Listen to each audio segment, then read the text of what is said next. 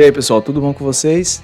Bem, finalmente eu vou começar a gravar o assunto do início de análise, né? Depois de um monte de capítulo gravado, agora eu estou com a disciplina aqui na UFRPE, que tem justamente esses capítulos iniciais, mas aqui na UFRPE, especificamente, essa disciplina está no primeiro período, então eu vou demonstrar com bastante detalhe algumas afirmações, principalmente sobre os axiomas de Peano, sobre R seu corpo, coisas que possivelmente, se você já está lá para o quinto, sexto período, você já conheceu. Então, tenha paciência aqui comigo, eu estou demonstrando justamente porque está na nossa ementa aqui.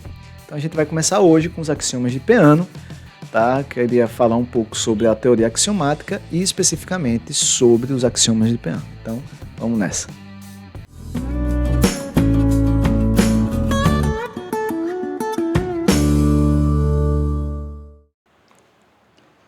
E aí, pessoal, tudo bom com vocês? Bem, nesse vídeo a gente vai falar sobre os axiomas de Peano, que são os axiomas que estruturam o conjunto dos números naturais. Eu queria começar falando, na verdade, sobre esse sistema axiomático que é utilizado pela matemática desde Euclides, cerca de 300 anos antes de Cristo. Tá bom? Então aqui eu tenho primeiro uma frase, né, do Leopold de Kronecker: Deus criou os números naturais, o resto é obra dos homens. Tá? Isso porque a gente vai falar hoje sobre o conjunto dos números naturais. Então, antes de começar falando sobre os axiomas de Peano, eu queria falar um pouco sobre a teoria axiomática. Então, eu vi há pouco no livro de Geometria Euclidiana, publicado pela SBM, do professor João Lucas Barbosa, e ele faz uma comparação do sistema axiomático com um pai ensinando um filho a jogar damas. Ele diz o seguinte: se um pai for ensinar um filho a jogar damas, uma criança de, sei lá, 7, 8 anos, ele vai mostrar para o filho as peças, vai mostrar o tabuleiro e vai começar a dizer as regras. Olha, são 12 peças para cada um fica com as peças brancas, o outro com as peças pretas. A gente vai dispor as peças aqui só nas casas pretas, né, do tabuleiro. O movimento vai ser assim na diagonal, a gente come, né, uma peça do outro desse jeito, o objetivo é tal. E aí ele diz o seguinte: nessa altura do campeonato a criança já vai ter feito um monte de pergunta para o pai, né? Então quem tem criança aí já tentou ensinar um jogo sabe que isso é verdade. E perguntas de vários tipos: por que 12 peças? Por que não 14 ou 15? Por que as peças têm que ser sempre na casa branca? Por que a gente não pode botar as peças pretas nas casas brancas e as peças brancas nas casas pretas? E assim vai, um monte de outras perguntas. E geralmente a resposta vai ser uma só, né? Que vai ser porque a regra é essa.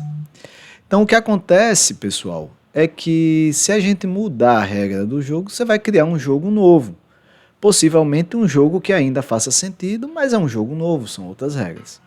Ou você pode mudar as regras e bagunçar tudo, tornar um jogo inconsistente, que vai ficar ali meio que sem sentido. E basicamente a teoria axiomática é mais ou menos desse jeito. A gente vai começar com objetos primitivos, que a gente não vai definir, vai ter só uma ideia intuitiva, e axiomas, que são as proposições que a gente vai ter que considerar como verdadeiras, seriam as regras do jogo. Agora, essa ideia dos axiomas é o seguinte: o primeiro tem que ser consistente, um axioma não pode contradizer outro ou os outros. A outra coisa é que um axioma não pode, em geral, tá, numa teoria axiomática, é que ele não deveria ser possível de ser provado, deduzido a partir dos outros, beleza? Porque se ele pode ser deduzido a partir dos outros, ele na verdade se torna aí um teorema, não um axioma. Não preciso deixar ele nesse posto de axioma, ou seja, aquela proposição que eu vou pedir que você considere como verdadeira. Então, a partir desses objetos primitivos e dessas proposições que a gente vai considerar como verdadeiras, chamadas de axioma, a gente deve provar todos os outros resultados da teoria em questão. Tá? E esses outros resultados são chamados de teorema. Às vezes a gente vai chamar esses resultados de proposição, às vezes vai chamar de lema, às vezes vai chamar de corolário. Então, para quem não sabe, a gente chama de lema quando? Quando essa afirmação, digamos, vai me ajudar a provar o teorema seguinte. Então, o lema geralmente é um resultado auxiliar para demonstrar o seguinte. O corolário é um resultado que ele é provado de maneira imediata de um resultado anterior. Então, basicamente, você teria um lema que vai ajudar a provar um teorema, e a consequência imediata do teorema são os corolários. Tudo isso é proposição. Então, muitas vezes eu vou ficar chamando aqui proposição, proposição, proposição, uma questão pessoal minha. Tá? Eu gosto de chamar de teorema aquela coisa que chama mais atenção e tal, mas é uma questão pessoal. Tudo é proposição. Ou tudo é teorema. Né? A questão desses nomes é para ajudar a gente para saber o que é tipo um lema, né? Você já sabe, ele vai ser usado para demonstrar o próximo, um corolário, você já sabe, ele tem uma dedução imediata do anterior, tá bom? E o que é que dizem finalmente os axiomas de Peano? Ah, sim, desculpa, eu me lembrei de uma coisa. Os axiomas de Peano, eles estão baseados, né, sobre a teoria dos conjuntos e das funções. Então, eu vou pedir aqui que vocês, né, considerem como conhecida essa teoria, beleza? Então, que é uma função entre dois conjuntos e assim vai. Um dos conceitos que eu preciso que vocês lembrem é o conceito de função injetiva ou injetora. Não estou conseguindo riscar aqui, deixa eu ver o que é que aconteceu. Injetiva ou injetora.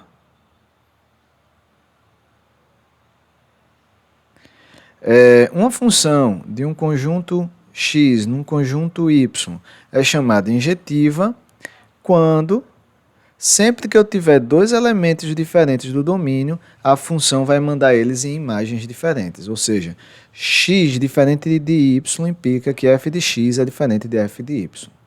A conta propositiva disso aqui quer dizer o seguinte: se f mandou x e y na mesma imagem, ou seja, se f de x é igual a f de y, isso deve implicar que os elementos x e y são iguais. Então, f de x igual a f de y implica que x é igual a y. Isso quando a função é injetiva. Naquela história, eu acho que todo mundo aqui já tem clareza, mas naquela história do diagrama de Venn, basicamente, quando você tem uma função injetiva, o que não pode acontecer, né, quando você tem uma função injetiva, deixa eu botar mais um elemento aqui. Deu alguma coisa errada aqui com o meu vídeo, pera. Então, basicamente aqui, pessoal, numa função injetiva, acho que todo mundo já sabe aqui do diagrama de Venn, o que é que não pode acontecer? O que não pode acontecer é dois elementos do domínio ir para o mesmo elemento do contradomínio. Então, se isso acontecer, a função não é injetiva. Então, essa função aqui não é injetiva. Para ela se tornar injetiva, eu preciso, por exemplo, que esse 2 vá numa imagem diferente do 1. Beleza? Mas eu sei que todo mundo aqui está lembrado, ok? Tá, então eu preciso desse conceito para chegar nos axiomas de Peano.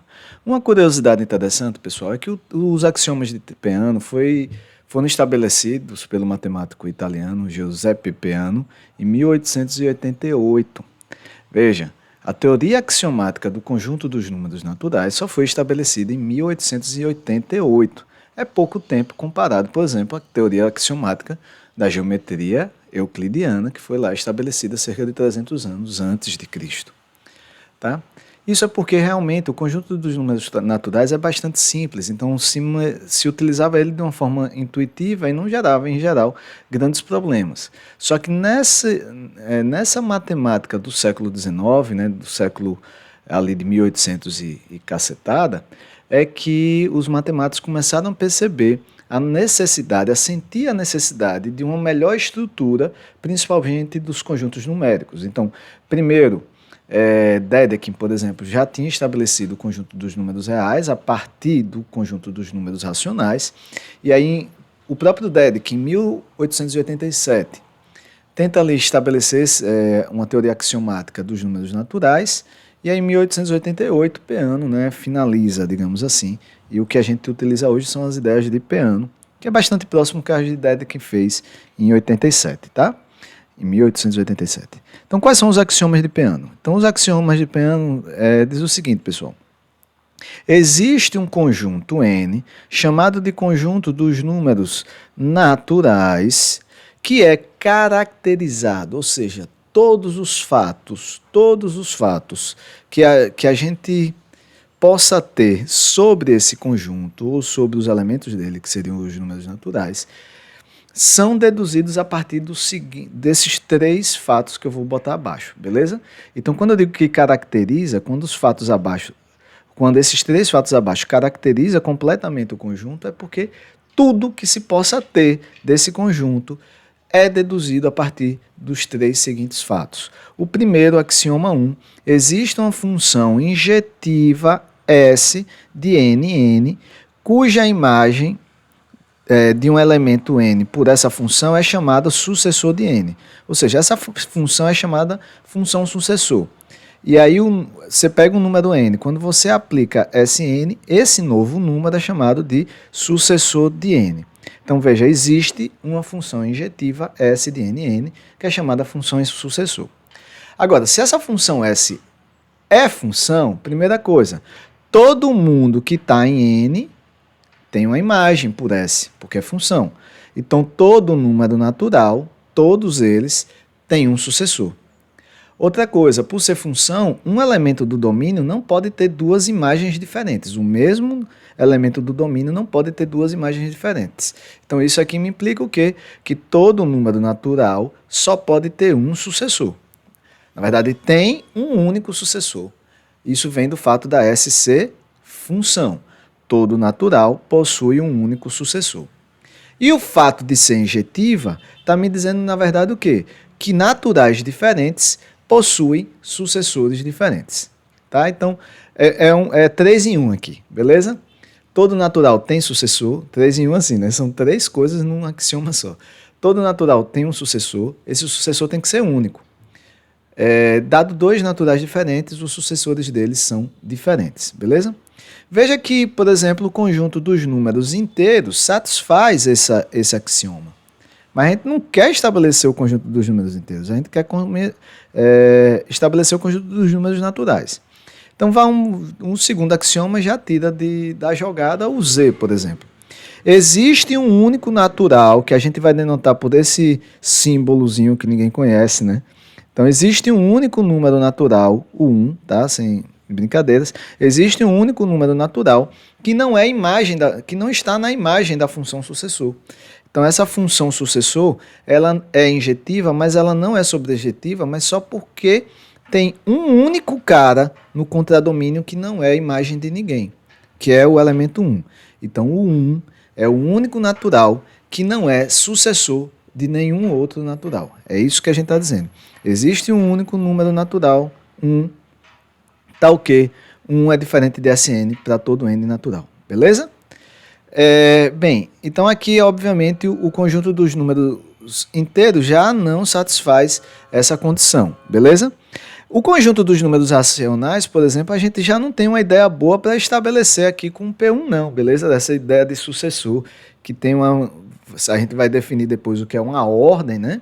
De maior que, menor que, né? Você pega um racional, você não tem um sucessor imediato maior do que ele, né? Você não tem um próximo maior assim. Você pega, por exemplo, 0,1. Quem seria o próximo sucessor maior do que esse 0,1 nos racionais?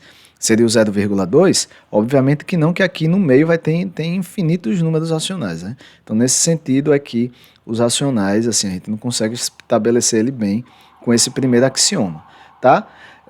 Mas aí o segundo axioma, por exemplo, o Z já está fora.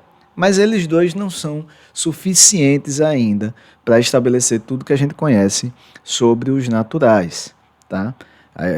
Dá para criar conjuntos meio malucos. Dá para criar um conjunto meio maluco, tá?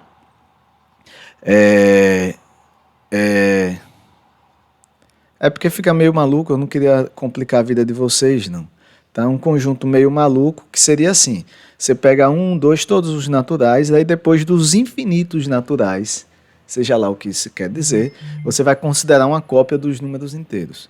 Um conjunto meio maluco assim satisfaria a condição 1, condição 2 e ainda assim não seria o conjunto dos números naturais. Tá? Não vou dar muitos detalhes disso aqui não, mas é possível criar um conjunto que não é o conjunto dos números naturais que a gente conhece há milênios e que satisfaz as duas primeiras condições de Peano aqui, os dois primeiros axiomas. Então vem o terceiro axioma, que é o mais conhecido, que a gente mais vai usar, que é o axioma da indução. Ele diz o seguinte, olha... se um subconjunto M, eu não gostei do M, era para eu ter botado A, porque vai ficar MN, atrapalha muito. Se um subconjunto M contém o 1 como um elemento seu e tem a seguinte propriedade: ele contém o sucessor de cada elemento que está nele. Então, esse conjunto é todo o conjunto dos números naturais. Presta atenção. Se um conjunto tem o 1, eu só estou garantindo, o único cara que eu vou dizer assim, eu garanto que está lá, diretamente é o 1.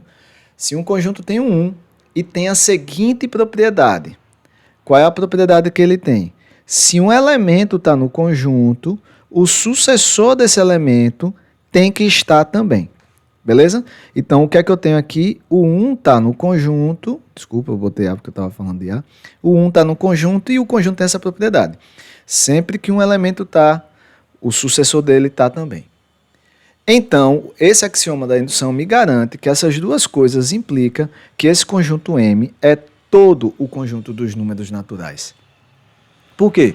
Veja, o 1 está. Mas pela proposição de baixo, significa que se o 1 está, o sucessor dele tem que estar, né? Então vamos falar, o 2 está. Então, se o 2 está, usando de novo essa mesma proposição dele, se o 2 está, o sucessor do 2 tem que estar. Então, o 3 está. Se o 3 está, então o sucessor do 3 tem que estar. Então, assim, a gente vai ter todo o conjunto dos números naturais aí dentro de M, que eu já estou considerando como subconjunto dos naturais, beleza? Tá, esses três são os axiomas de Peano.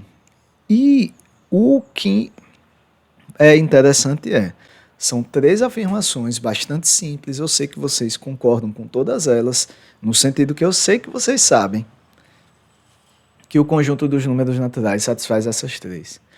Mas o interessante mesmo, pessoal, é saber que essas três afirmações tão simples implicam em todas as outras afirmações que existem ou que ainda não foram provadas sobre os conjuntos dos números naturais.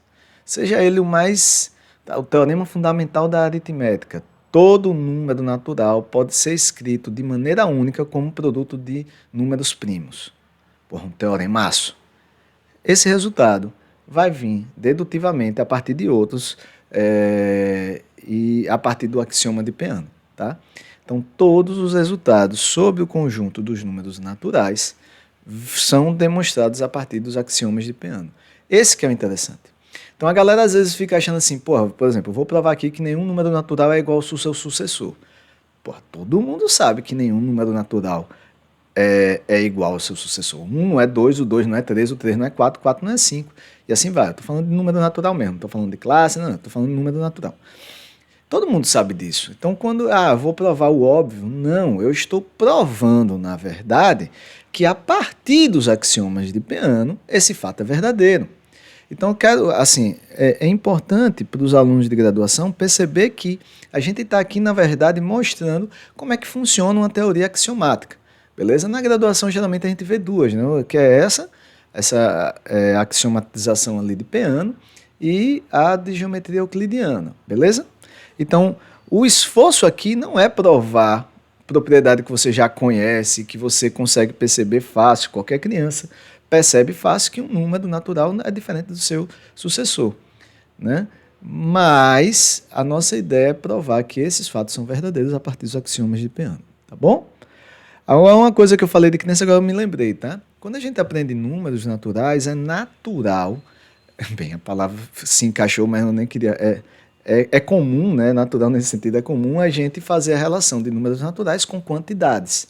É assim que a gente aprende, eu acho que foi assim que a humanidade criou os números naturais. Mas os axiomas de Peano não trazem em si a ideia de quantidade. Então, não vou dizer, por exemplo, repita o processo N vezes, porque dizer que repita o processo N vezes, aqui significaria você ter a ideia de N como uma quantidade, como um número cardinal. A ideia dos axiomas de Peano só nos dá uma ideia de ordem, que é uma ideia de sucessor. Tá? Um sucessor, depois outro sucessor. Então, para a gente aqui, esses números, como diz o Elon comenta isso em mais de um livro dele, a gente tem aqui a ideia apenas, inicialmente, de número natural como número ordinal. Tem uma ideia ali com uma certa ordem. Depois a gente vai definir o que é uma ordem menor que, mas a ordem nesse sentido de sucessor.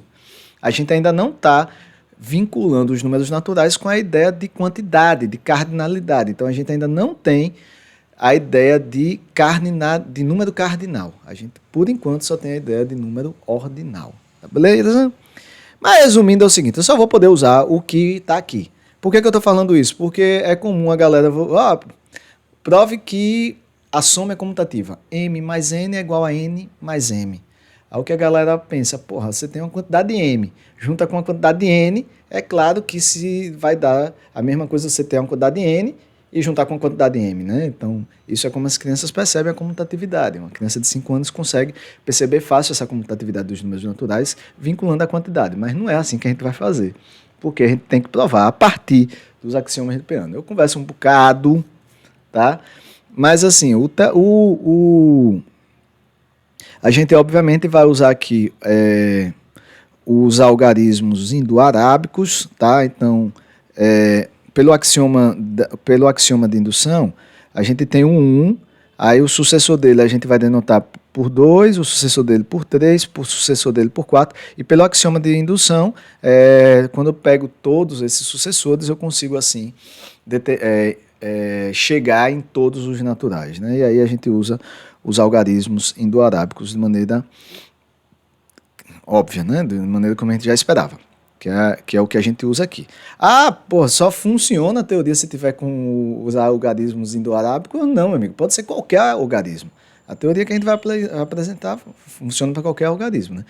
Aí é uma outra discussão que eu não vou entrar aqui agora. Uma coisa que eu queria chamar a atenção, que é para a gente aqui, nessa disciplina, a gente não vai considerar o zero como natural, beleza? Existem livros, existem referências que consideram o zero como natural. Para a gente aqui, é melhor que a gente não considere o zero como natural, porque a gente vai fazer contagem com os números naturais.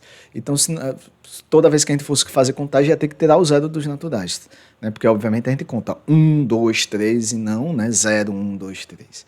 Ok? Então, para a gente aqui, o zero não é natural. Isso não significa que uma outra referência, um outro professor não possa começar com zero, tá bom? Cada um tem suas escolhas. Para a gente vai ser mais conveniente que o zero não seja natural, que os naturais comecem do 1, ok? Mas se liga nisso, porque a gente não está considerando basicamente nunca que o zero seja natural. A partir do axioma de indução, a gente estabelece um princípio que nos ajuda a demonstrar afirmações e até definir novos objetos, beleza? Que é o princípio de indução. Suponha que você quer provar que uma afirmação é verdadeira para todo n. Eu não defini o que é soma de números naturais. Mas eu vou botar um exemplo aqui que seria um exemplo... Eu vou pular assunto, eu vou considerar que você já conhece a soma, a gente vai definir depois. Mas é só para vocês entenderem. Eu acho um exemplo mais fácil de entender, beleza? Ok? Provar um negócio desse por indução. Só que, teoricamente, por exemplo, se eu fosse escrever um livro, eu não poderia botar um exemplo desse agora. Por quê? Porque eu nem defini o que é soma de números naturais, beleza? Mas eu só quero que vocês entendam o que é o princípio da indução. Veja, basicamente é o seguinte, imagine que eu quero provar que isso é verdade para todo número natural. Para quem não conhece, esse símbolo aqui é o símbolo de para todo. Eu quero provar que isso é verdade para todo número natural.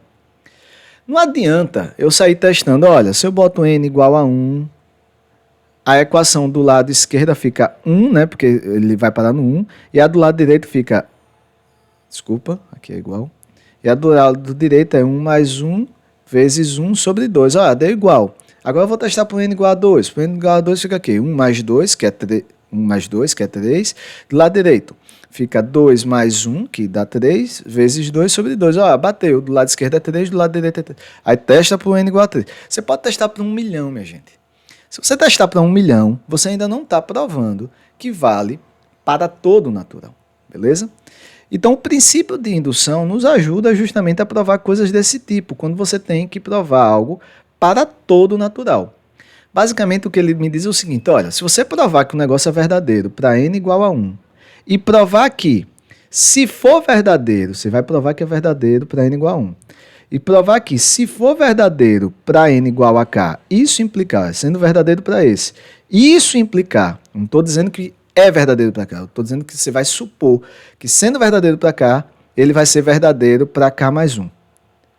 Se você provar essas duas coisas, vale para 1, e sendo verdadeiro para 1 natural k, necessariamente vai ter que valer para o seu sucessor, então ela vai valer para todos os naturais. Pode parecer confuso, mas veja, eu vi na internet uma vinculação aqui com o efeito dominó. pense que você colocou ali empilhado infinitas peças de dominó. Infinitas, tudo em pezinha. E você quer derrubar todas. Não me parece uma boa estratégia você sair derrubando de uma em uma, né? Tem infinitas, quando é que você ia parar? Então você precisa de uma ideia melhor. Então você precisa fazer duas coisas, tá? Basicamente, uma das coisas é o seguinte, ter certeza que quando uma peça cair, ela derruba a sua sucessora, a sua seguinte, a sua sucessora. Veja, toda peça quando cair, tem que ter essa propriedade, tá? Eu tenho que organizar o negócio de maneira que quando uma peça cair, ela tem que derrubar a sua sucessora. Beleza? Se isso acontecer, eu só preciso fazer mais uma coisa, derrubar a primeira. Porque aí a primeira vai derrubar a segunda a terceira a quarta a quinta. Tem infinitas, né? Pensando em infinitas de números naturais, tá? Então aí eu consigo derrubar todas. Então basicamente é isso. A gente quer provar, por exemplo, que essa fórmula é verdadeira para todos os naturais, eu preciso derrubar a primeira peça. Ou seja, eu preciso provar que para n igual a 1 vale. Para n igual a 1 vale? Sim, vale. Porque do lado esquerdo fica 1, do lado direito vai ficar 1 mais 1 vezes 1 sobre 2. Então, vale para n igual a 1. Tá, então vamos suponhamos, por exemplo, letra horrível, né? Que a fórmula é válida para algum K natural. Isto é, vamos supor que para um K, não é para todo, tá? Que para algum K, isso aqui é verdadeiro. Para um certo K, não estou dizendo que é para todos. Tá? O que é que a gente precisa? Vamos provar que é verdadeira para K mais 1. Mais uma vez, minha gente, essa demonstração que eu estou fazendo aqui está fora de ordem, tá? Porque eu nem defini o que é soma de naturais, nem as propriedades que eles têm. Não está na ordem, eu estou fazendo só para vocês entenderem, tá? Então eu já vou considerar aqui que está definida a soma de naturais, que a gente vai definir nas próximas aulas, e que vale todas as propriedades, comutatividade, associatividade, distributividade, a bexiga 4. Inclusive tem um dividido por 2, nos naturais eu nem posso dividir por 2 assim, de qualquer jeito, tá? Mas nesse caso está de boa, porque eu estou K vezes K mais 1, um dos dois vai ter que ser par. Mas, resumindo, é isso. Aí eu tenho que provar que vale para K mais 1. Preste atenção, vou escrever aqui. O que é que eu tenho que provar? Preste atenção, tá? Eu vou escrever aqui embaixo porque aqui é o meu objetivo. Eu não estou dizendo que é verdadeiro. Eu tenho que provar que quando eu somo até K mais 1, isso vai ter que dar o quê? Troque N por K mais 1, então aqui vai ficar K mais 2, vezes troque N por K mais 1, vai ficar K mais 1. Isso tudo, o tablet não escreve direito aqui. Isso tudo dividido por 2, tá? É para ter um parênteses aqui, mas não está escrevendo. Ok. Isso que eu botei vermelho é o que eu quero demonstrar. O que é que eu tenho? Eu tenho essa fórmula aqui como verdadeira. Ó, essa fórmula aqui eu tenho considerado ela como verdadeira. Então, por hipótese de indução, o que é que eu tenho?